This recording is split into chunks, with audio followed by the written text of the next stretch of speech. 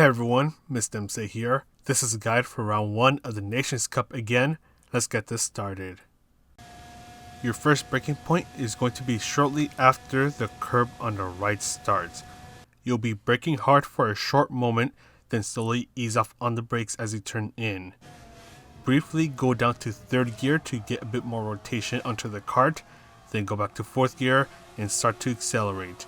By being on 4th gear, you should have less of a chance of getting any wheel spin, which can potentially cause the kart to lose control.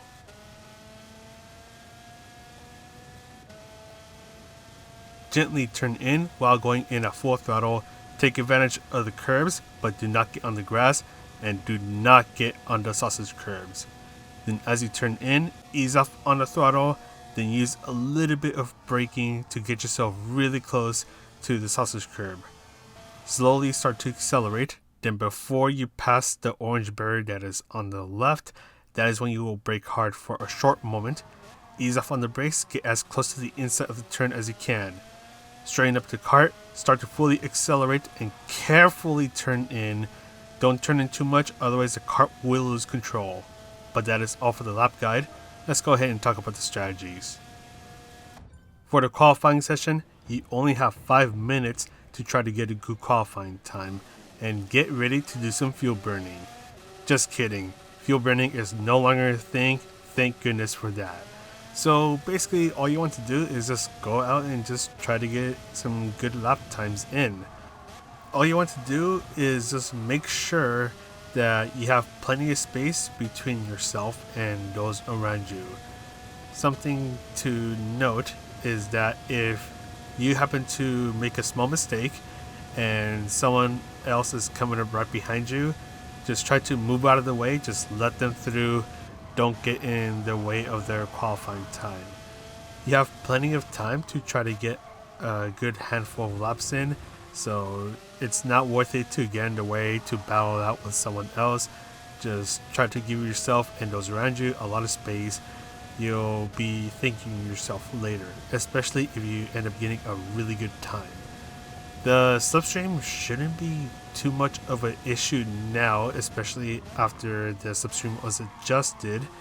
The only thing that we don't know as of the recording of this video is if the slipstream in this race and in the qualifying session will be set to weak or real. In this lobby, the slipstream was set to real, so you don't feel it as much as you would on weak, obviously. And therefore, the differences in the qualifying time shouldn't be too drastically different if one were to do a lap on slipstream and compared to one doing a lap without the slipstream. So as we're about to see, there's someone that is pretty much hanging out right behind me, and I don't want to get in the way, especially as we approach this first turn, so I'm just gonna get out of the way, wait for the other person to pass on by, and then I'll just give myself some space between them and I and continue along my way. Once again, we have a lot of time to try to get a good lap time in, so it's definitely not worth trying to battle it out with them or just to get in the way and be a jerk. So we're going to skip on over to the end of the qualifying session. We've basically been able to get 5 laps in, which is plenty of attempts to try to get that good qualifying time. So the second countdown just started. We're just trying to make our way through, just trying to make that last push. All these lap times were done without the slipstream, and we're going to get a 49.7, which is not bad, especially for my first time using the DS4 controller in a long time. For the race strategy, this should be an all-out race. Even though the tire wear is a ×10, you're on a racing kart, so they don't weigh much, so the tire wear shouldn't even affect this thing at all. Something to note is that we did have this Nations Cup race a while back. This was actually the round 1 race for stage 1 before that got cancelled away. The only difference is that the qualifying session here is 2 minutes longer, and the race itself is 5 laps longer here than it was on the last time.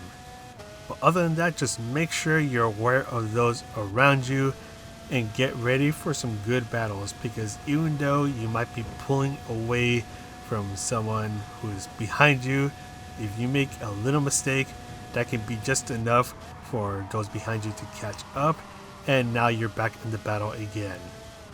And make sure you do a lot of practice with this kart because this thing is pretty twitchy, and something to consider is the input that you are using, and by that I mean whether you're using the wheel or the controller.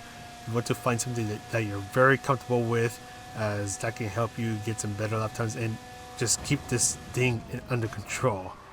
Because for me, I can't control this thing with the G29 wheel anymore, so I had to get used to it on the different controller, and it worked out for me. But anyways, that is pretty much it for this guide. I'm going to go ahead and sign off now. So this is Mr. MCA wishing you a good race, and I'll see you in the next video.